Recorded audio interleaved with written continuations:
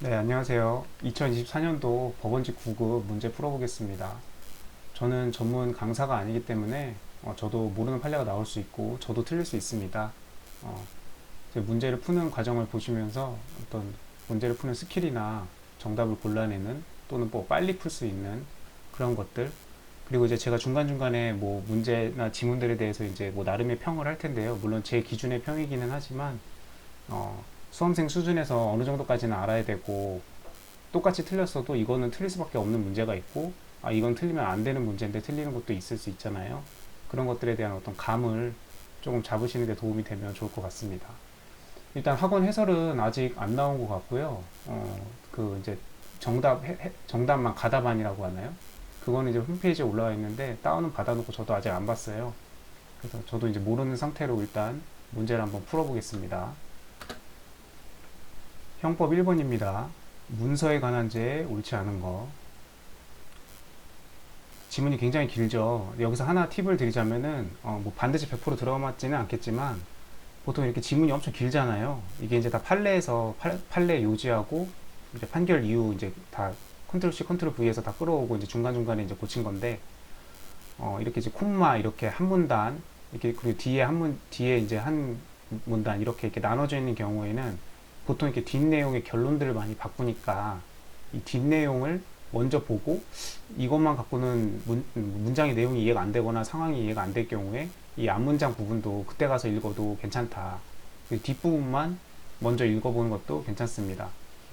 그리고 이제 뭐 1번, 2번, 3번, 4번 이렇게 있는데 사지선다니까, 근데 이제 1번부터 안 풀고 이렇게, 그러니까 지문 보기 1부터 안 보고 보기 4부터 거꾸로 이렇게 보는 방법도 저도 그렇게 해본 적이 있긴 한데 그거는 별 차이 없는 것 같아요. 네.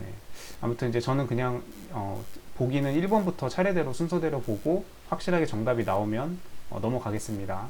그리고 해설은 뭐 제가 강사도 아니고, 그리고 이제 각 학원에 있는 강사님들이 해설 자세하게 해서 다 달아주시니까 뭐 제가 그것까지는 자료는 만들지 않고요. 자, 1번부터 풀어볼게요. 문서 위조죄는 쭉쭉쭉 제가 이거 일부러 일일이 다 읽진 않을게요. 형식과 외관을 갖추고 있으면 사무소 입주가 성립하지만 좋고, 이미 사망하였다면, 여기 키포인트 나왔죠. 이미 사망하였다면 공공의 신용을 해할 위험성이 없으므로 사무소 위조죄가 성립하지 않는다. 틀렸죠. 네, 사망한 사람의 문서도 함부로 쓰면은 사무소 위조죄가 성립합니다. 이거는 굉장히 중요한 판례고, 문서에 관한 죄에서는 이거는 지금 수험생이 이 판례를 모른다? 이거를 읽고 정답인지 아닌지 긴가민가 해서 밑으로 내려갔다 그러면 이미 이제 시간 소모 엄청 되고, 답도 틀릴 확률이 높겠죠. 이걸 모르니까 아마 밑에서 이제 헤매다가, 여긴 다 밑에는 당연히 다 맞는 판례 그 중간중간 다 끌어온 요지들일 텐데, 네. 저는 읽어보지 않을게요. 일단 1번이 확실히 답이라서. 네. 문제 2번 공갈죄 가장 옳지 않은 거. 1번 피고인이 가출자의 소재를 알고 있음을 기화로 가출자의 가족에 대하여 소재를 알려주는 조건으로 보험가입을 요구한 경우 공갈죄 협박에 해당한다. 보험가입을 요구한 경우, 이 사람이 이제 가출자가 어디 있는지 아니까, 소재를 아니까 내가 그걸 알려줄 테니까 나한테 무슨 보상을 해달라, 이제 그렇게 했는데 그게 이제 공갈죄에 대한 어떤 협박에 해당하느냐 안 하느냐, 이제 판례가 있나 보죠. 일단 저는 이거는 모르는 판례고, 또 어디 구석진데 판례거나 옛날 판례를 끌고 온 모양인데 일단은 저는 모르겠어요. 이건 처음 본 판례이기 때문에. 이제 뭐 추정을 하자면은 이제 이건 추정하기도 쉽지가 않아요. 일단 보험 가입을 요구한 경우, 보험 가입을 요구했다는 게 어떤 보험을 말하는 거죠? 그냥 금전을 요구한 것도 아니고 보험 가입을 요구한 경우? 일단 이건 보류할게요. 시험장에서는 일단 모르는 판례 나왔으면은 바로 넘어가야죠. 뭐 옳지 않는 거 찾는 거니까, 확실하게 아닌 게 밑에 있을 수도 있으니까요. 2번 공무원이 직무집행에 의사 없이 어쩌고 타인을 공갈해서 공갈죄만이 성립하고, 교부자가 공무원의 해악 고지로 인하여 외포의 결과 금품을 제공했대요. 교부한 사람이. 그러면 그는, 교부한 사람 말하는 거죠. 그는 공갈죄 피해자가 될 것이고 뇌물공여죄는 성립될 수 없다.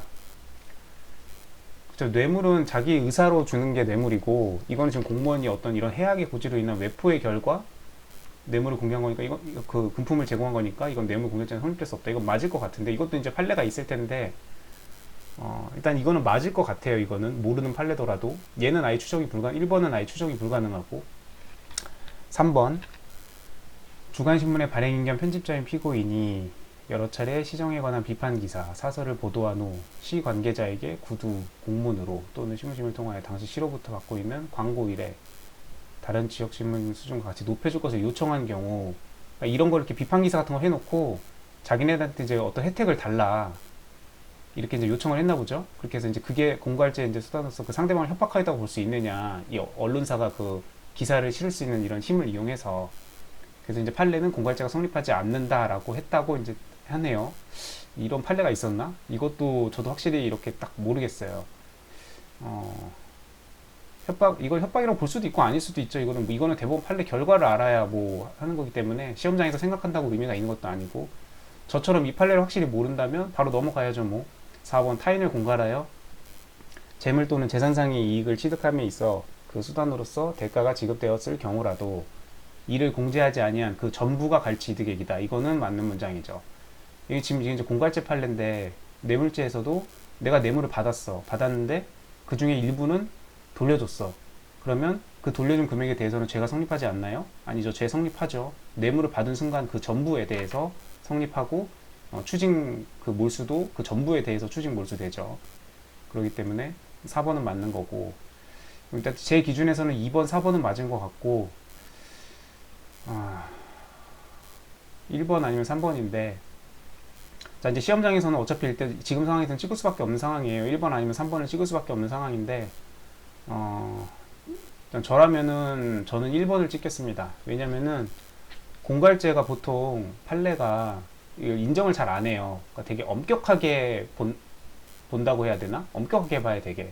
인정을 잘 안 해주는 그런, 제가 여태까지 공부한 그걸로는 인정을 잘 안 해주는 쪽이 많기 때문에, 지금 이거는 일반인의 상식선에서 기준으로 보면 뭐 가출자의 소재를 알려주는 조건으로 뭘 요구를 하고, 이거 협박일 수 있고 공갈일 수 있고, 이 신문사가 이거 막 이렇게 보도 이런 거 조건으로 해가지고 뭐 이렇게 혜택 달라 이렇게 요청하면 이것도 협박으로 볼 수도 있고 아닐 수도 있죠. 이거는 뭐 일반인의 상식으로 판단한다고 의미가 없고, 시험장에서는 어떤 기준을 가지고 그냥 빨리 답짓고 넘어가는 수밖에 없어요. 이거는 뭐. 그렇기 때문에 저는 그냥 그 기준에서 공갈죄는 잘 인정을 안 한다. 엄격하게 인정한다. 공갈죄는 조건이 엄격하게 들어맞아야 공갈죄에 해당하는 협박으로 보기 때문에 그냥 다 협박이 아닌 걸로 보지 않았을까. 그래서 얘는 맞고 공갈죄가 성립하지 않는다고 해서 얘가 맞고, 얘가 틀렸다, 얘도 공갈죄가 해당하지 않는다고 아마 보지 않았을까. 네, 그냥 그렇게 추정하고, 네, 저는 넘어가겠습니다. 2번은 1번으로 하고 넘어갈게요. 문제 3번 컴퓨터 등 사용사기죄 컴사 349조의 349가 사기, 349조의 2가 컴퓨터 컴사. 손자가 할아버지 소유 농업협동조합 예금통장을 절취하여, 여기까지만 읽고 이거 무슨 판례인지 뒤에 생각나셔야 돼요. 네, 이거 친족상 도래 그 판례죠. 이 손자가 할아버지 거 통장을 저기 해가지고 돈을 이제 지 통장으로 이제 옮겼는데, 이때 이제 이게 친족상 도래, 손자하고 할아버지니까 직계혈족이니까 친족상 도래에 해당돼서 처벌을 이제 면제되는 거냐. 근데 이제 대법원 판례는 아니다라고 봤죠. 왜냐면 할아버지하고 관계에선 친족상 도래 맞는데, 지금 이 돈을 할아버지 통장을 해서 이 돈을 몰래 빼낸 이 행위가 할아버지한테서 범죄 행위가 되는 게 아니라, 이 할아버지가 그 통장을 갖고 있는 이제 그 농업협동조합, 여기 은행에 대해서 죄가 성립한다고 봤기 때문에 은행하고 손자는 아무런 관련이 없죠. 네, 남남이기 때문에 친족상 도래가 적용되지 않는다.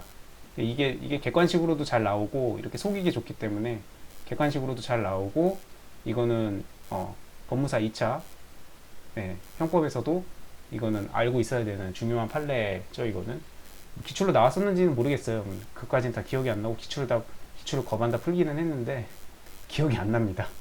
아무튼 이건 1차, 2차에서 다 중요한 판례다. 이거를 만약에 읽고 이게 적용되는 줄 알고 그냥 맞는 걸로 알고 이걸 D를 읽기 시작했다? 그럼 이거 컴사에 대한 기본적인 공부가 많이 안 돼 있다고 볼 수밖에 없는. 아까 여기 1번하고 똑같죠? 1번 읽고 여기 사망한 사람한테도 사문서위조 성립하는데 똑같이 이것도 1번 찍고 바로 넘어가야 되는, 뒤에 읽고 있으면 안 돼요, 이거. 네.